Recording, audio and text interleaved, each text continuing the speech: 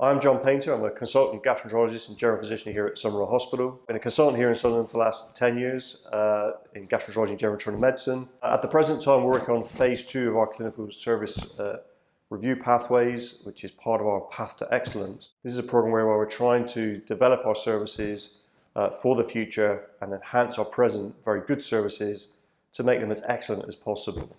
So acute medicine is where patients present to us through the emergency department or through their GPs, and this is where patients have symptoms which may be due to a medical emergency.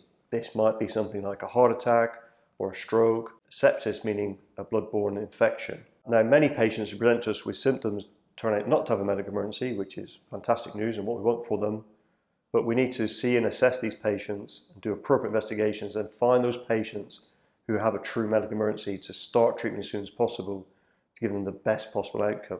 The number of people presenting to the hospital are increasing over time, and this is in part related to the fact that the population is getting more elderly and has more complex medical needs. Within that, we have to work within a set amount of resource, be that financial, which also translates to buildings and people.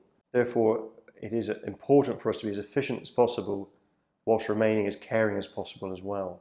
A second challenge for us is trying to get patients to see the right senior doctor as soon as possible with the right specialty. We know that if we get patients seen by senior doctors appropriately in a timely fashion, such as consultants or the graded doctors below them called registrars, then patients can have the right diagnosis and treatment started as soon as possible. That is a much greater difficulty and challenge for us if we have two teams split on two sites.